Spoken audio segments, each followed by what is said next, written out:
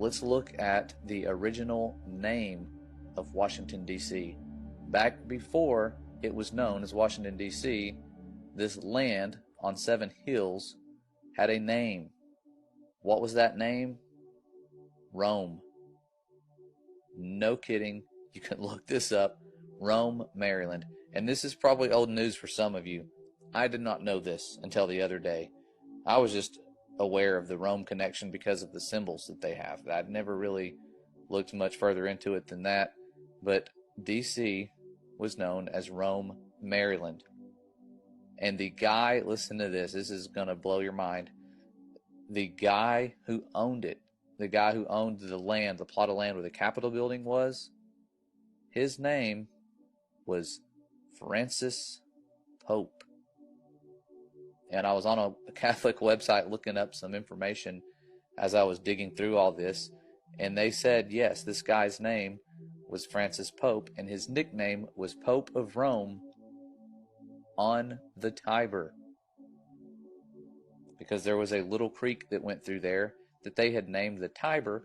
And if you don't know, the Tiber River is in Rome, and we have a pope called Pope Francis in the year 2021. You cannot make this up. I thought this was something I could just fact check and be like, this is wrong. I'm going to fact check it. It's wrong, like the Facebook fact checkers. But no, there is a guy, or was a guy, named Francis Pope on the property records, and the place was called Rome. That's not where it ends. It always gets deeper and deeper. There was a guy who owned the 10 square mile area that DC is on. The owner of that community was a man named Daniel Carroll. He was the chairman of a 3-man commission appointed by President George Washington to find a suitable location for the Capitol. And he was also one of the names on the Declaration of Independence. He was a Roman Catholic educated by Jesuits in Maryland and France.